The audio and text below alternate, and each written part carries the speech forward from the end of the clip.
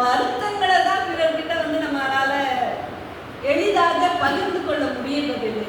அந்த மகிழ்ச்சியை ரொம்ப ஈஸியா பகிர்ந்து கொள்றோம், ஆனா வருத்தங்களை வந்து பகிர்ந்து கொள்ள முடியறதில்லை. அது மாதிரி இந்த குழந்தை இந்த டைரி அப்படிங்கிற போயம்ல எப்படி ஒரு டைரியில நம்ம எல்லா குறிப்புகளும் நமக்கு பிடிச்சது பிடிக்காதது, நம்மை காயப்படுத்தியது, நம்ம வருத்தப்படுத்தியது எல்லாத்தையும் நம்ம எழுதுறோமோ, அதே மாதிரி இந்த டைரி என்கின்ற கவிதை தொகுப்பிலும் அது எல்லாத்தையுமே நம்ம பார்க்க முடியும். அவங்களுக்கு பிடிச்சது அப்படின்னு பார்க்கும்போது பூனையை பற்றி எழுதியிருக்கிறாங்க. ரொம்ப பிடிச்ச ஒரு விலங்காக அவங்களுக்கு வந்து அந்த பூனையை பற்றி ஒரு 2-3 கவிதைகளில் சொல்லியிருக்கிறாங்க. அவங்க வீட்டில் இருந்த பூனை அதுக்கு அடிபட்டதுக்கு பிறகு பூனைக்கு பதிலாக நாய் வந்த கதையை ஒரு கவிதையாக்கி இருக்கிறாங்க. தட் அ கேட் அப்படிங்கிற கவிதையில. இன்னொன்று மியாவ் மியாவ் மியாவ் அப்படிங்கிற ஒரு கவிதை. அது என்னன்னா, பக்கத்து வீட்டில் வீடை கூட்டிட்டு போயிடுறாங்க. அதுவும் அவங்க அம்மா க்ரூவல் கப்பல் அங்கே வாழ்றாங்களா. அந்த க்ரூவல் கப்பல் வந்து கதவை கூட்டிட்டு போயிடுறாங்க. ஏன் அந்த க்ரூவல் கப்பல்னா, ஒரு கேட்டும் அதுக்கு அதனுடைய 2 குட்டிகளும் இருக்கு. குட்டியை உள்ள வச்சு கதவை கூட்டிட்டு போயிடுறாங்க.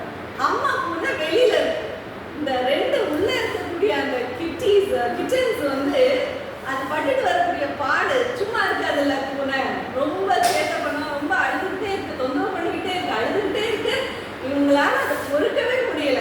எவ்வளவு இளகிய மனசு பாருங்களேன். ஐயோ ஏதாவது பண்ணணுமே நினைக்கிறாங்க. ஃபயர் என்ஜினுக்கு ஃபோன் பண்ணலாமா, இல்ல ஏதாவது ஹெல்ப் பண்ணலாமா, என்ன பண்றதுன்னு உருண்டுகிட்டு வராங்க. கடைசியா ஒரு வழியா சாயந்தரம் 7:30க்கு அந்த வீட்டு ஓனரமா வந்து கதவை திறந்து விடுதலை கொடுக்குறாங்க. ஸோ இப்படி ஒரு அழகான ஒரு போயம்.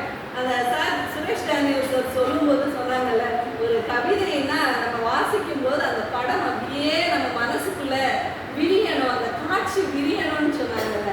அதற்கு சிறந்த உதாரணமாக இந்த மியாவ் மியாவ் மியாவ் கவிதையை பார்க்கலாம். இந்த கேட் அப்படிங்கும் போதே குழந்தைகளை கவரக்கூடிய ஒரு இதாக தான் இருக்கு.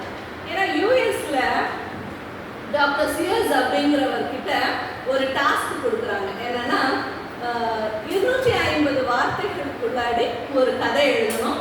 அதுவும் குழந்தைகளுக்கு விருப்பமான கதையா இருக்கும். குழந்தைகளுக்கான கதை இல்லையா, அதனால அதிக வார்த்தைகள் இருக்கக்கூடாது, எளிமையான வார்த்தைகள்னு சொல்லிட்டு கதை எழுத சொன்னப்போ அவர் யோசிச்சு பார்த்துட்டு கிட்டத்தட்ட 19 மாதங்கள் எடுத்து அவர் எழுதின கதை வந்து The Cat in the Hat. The Cat in the Hat. ஏன்னா பூனை தான் குழந்தைகளுக்கு பிடிக்கக்கூடிய ஒரு கதாபாத்திரமாக இருந்து கொண்டு வருகிறது. அது வந்து செய்கிற சேட்டைகள் அந்த கதையிலையும் இப்படியே தான். அம்மா வந்து வெளியில போயிடுவாங்க, வீட்டுக்குள்ள குழந்தைகள் ஒரு அக்காவும் தம்பியும் இருக்காங்க. அவங்களுடைய செல்ல பிராணியா ஒரு பூனை இருக்கிறது. அந்த வீட்டுக்குள்ள திடீர்னு ஒரு ரெட் அண்ட் ஒயிட் ஹேட் போட்ட ஒரு பூனை வரும். அது பண்ணக்கூடிய அட்டகாசங்கள் தான் அந்த கதையாக இருக்கும்.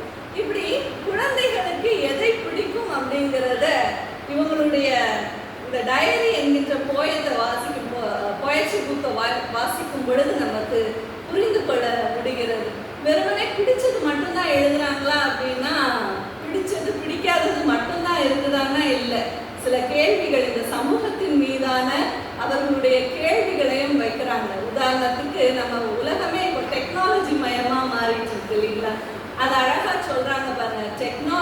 Technology everywhere and no man with a brain.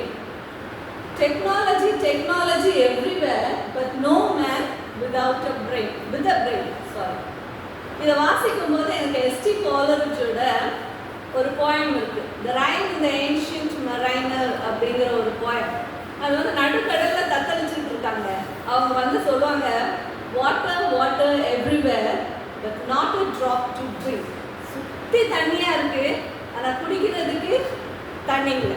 சுத்தி தண்ணி இருக்கு, ஆனா குடிக்கிறதுக்கு தண்ணி இல்லை. Water everywhere but not a drop to drink. அதே மாதிரி இவங்க எழுதுறாங்க, technology everywhere but no man with a brain. இப்போ டெக்னாலஜி வந்துடுச்சு, மனிதனுடைய மூளையெல்லாம் செயல்படுறது குறைஞ்சு போச்சு அப்படிங்கிற ஒரு ஆனந்தத்தை அவங்க இதில் பதிவு பண்ணியிருக்கிறாங்க. அது மட்டும் இல்லை, அவங்களுடைய பார்வை எனக்கு ஆச்சரியமா இருக்கு. ஒரு 13-14 வயது பெண் இந்த சமூக அக்கறையோடு சிந்திக்கக்கூடிய கவிதைகள் இந்த கலெக்ஷன் ஆஃப் பாயிண்ட்ஸில் இருக்கு, மை டைரியில் இருக்குது. உதாரணத்துக்கு பார்த்தா வைகை அப்படின்னு ஒரு கவிதை எழுதியிருக்கிறாங்க. மதுரைக்கு அவங்க எப்போவோ பயணம் போன அனுபவங்களை நிறைய கவிதைகள் எழுதியிருக்கிறாங்க. குறிப்பாக இந்த வைகை அப்படிங்கிற கவிதையில் அந்த வைகை என்ன, நம்ம ஒரு ஆறுன்னு படிச்சிருப்போம்ல, அந்த வைகை ஆறு எப்படி ஆக்கிரமிப்பு செஞ்சிருக்கிறாங்க, அது இப்படி எப்படி மாறி இருக்குது அப்படிங்கிறதையும் அவங்களுடைய கவிதை வரிகளில் சொல்லி இருந்தது. உண்மையிலே எனக்கு ரொம்ப மனசுக்கு ஆச்சரியமா இருந்தது. ஏன்னா ஒரு சின்ன குழந்தைக்கு ஒரு எவ்வளோ பெரிய ஒரு சமூக அக்கறையும் சமூகத்தின் மீதான ஒரு கேள்வியும் இருக்கு பாருங்களேன். I learned that Vaigai is a river, but saw that it's a village. நான் வைகை ஒரு ஆறு என்று படிச்சிருக்கிறேன். ஆனால் நான் பார்க்கும்போது வைகை எப்படி மாறி இருக்கு, ஒரு ஊராக ஒரு கிராமமாக அது மாறி இருக்குது. Vaigai is now out of storage. It is now nothing but a village of laundry அப்படின்னு அந்த கவிதையில சொல்லியிருக்கிறது.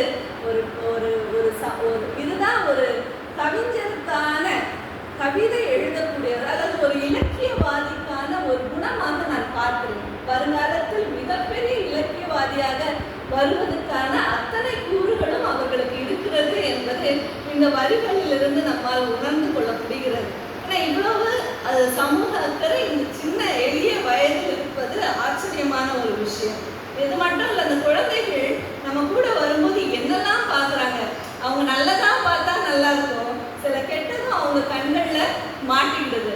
அதை பார்க்கும்போது அதை எதிர்த்து அதை இப்படிதானே இருக்குதுன்னு சமாதானமாக போயிட்டாங்கன்னா அது பெரிய விஷயம் இல்லை. ஆனால் ஏன் இப்படி இருக்குது அப்படிங்கிற ஒரு கேள்வி கேட்குறாங்கல்ல, ஒரு சின்ன ஒரு நக்கலும் நையாண்டியோடு அவங்க எழுதி இருக்கிறதெல்லாம் ரொம்பவே நல்லா இருக்கு. உதாரணத்துக்கு ஹெல்மெட்னு ஒரு கவிதையில் இருக்கு. இந்த ஹெல்மெட் கவிதை அம்மாவோட போகும்போது அவங்க பார்க்கக்கூடிய ஒரு விஷயம், அதை எழுதியிருக்கிறாங்க. என்ன பார்க்குறாங்க அப்படின்னா, I saw some policemen coming without helmets, catching poor people without helmets. நான் பார்க்குறேன், என்ன பார்க்குறாங்க, நமக்கு இங்கேயே ஒரு போலீஸ்காரங்க இருக்கிறாங்க, கொஞ்சம் பயமாக தான் இருக்குது சொல்கிறதுக்கு. அதனால் பரவாயில்ல, அவங்க எழுதியிருக்கிறது தான் நம்ம சொல்கிறோம்.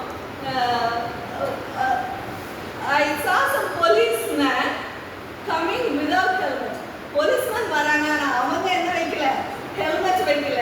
ஆனால் என்ன பண்ணுறாங்க, ஹெல்மெட் இல்லாத பாவப்பட்ட மக்களை பிடிச்சு ஃபைன் போடுறாங்க. அப்புறம் அந்த ஃபைன் போடும்போது அங்கே என்னெல்லாம் நடக்குது அப்படிங்கிறது அந்த கவிதையில் ரொம்ப அழகாக சொல்லுவாங்க. சிலர் அப்படி அந்த கப்புள்ஸாக மாட்டிக்கிட்டு நிற்கக்கூடிய, முடிச்சு நிற்கக்கூடிய விஷயங்கள். அப்புறம் சில பேர் காசு கொடுத்துட்டு போயிடுறது. அதுக்கு பிறகு காசும் இல்லாமல் வேற வழியும் இல்லாமல் இருக்கிறவங்க ஏறு வண்டி போலீஸ் ஸ்டேஷனுக்கு போன்னு சொல்லி அவங்கள விரட்டுற அந்த விஷயங்கள், இதை எல்லாமே அவங்க ரொம்ப அழகா ஒரு நக்கலோட அந்த கவிஞர்களுக்கே உரித்தான ஒரு பாணியில அவங்க ரொம்ப அழகா எழுதியிருப்பாங்க. கடைசியில் சொல்றாங்க, தயவு செய்து இந்த மாதிரியான போலீஸ்காரங்க கிட்ட இருந்து தப்பிக்கிறதுக்காவது எப்படியாவது ஹெல்மெட் போட்டுட்டு வந்துருங்க அப்படிங்கிற ஒரு அட்வைஸோட அந்த கவிதையை முடிச்சிருக்கிறது. ரொம்ப நல்லா இருந்தது. இப்படி நிறைய விஷயங்களை கேள்வி கேட்குற மாதிரியான ஒரு கவிதைகள் இவங்ககிட்ட இருக்குது. உண்மையிலேயே நம்ம ஆசிரியர்கள், இது நிறைய பேர் ஆசிரியர்கள், பேராசிரியர்கள் இருக்கிறோம். நம்மக்கிட்ட கேட்டோம்னா கேள்வி கேட்கக்கூடியது பெருசா, இல்லைன்னா பதில் சொல்கிற குழந்தை அறிவாளியா, கேள்வி கேட்கக்கூடிய குழந்தை அறிவாளியானா நிச்சயமாக நமக்கு தெரியும். கேள்வி கேட்கக்கூடிய குழந்தைகள் தான் அறிவாளி குழந்தைகள்னு சொல்லிட்டு அதுக்கு எந்த வகையிலையும் அவங்க ஒரு காம்ப்ரமைஸ் பண்ணாமல் அவங்களுக்கு மனசில் என்னெல்லாம் கேள்விகள் தோன்றுகிறதோ அதை எல்லாத்தையுமே ஒரு கவிதையாக அவங்க கொடுத்துருக்காங்க. மிஸ்டரி அப்படிங்கிற ஒரு கவிதையில் என்னென்ன கேள்விகள் நமக்கு நிறைய கேள்விகள் வந்துக்கிட்டே இருக்கும். அந்த கேள்விக்கு விடை கிடைக்கும், சிலருக்கு கிடைக்காது. தேடிக்கிட்டே இருக்கும். அந்த மாதிரியான ஒரு தேடல், அந்த ஒரு கேள்வி ஃபுல்லாகவே, அந்த கவிதை ஃபுல்லாகவே கேள்விகள் தான்.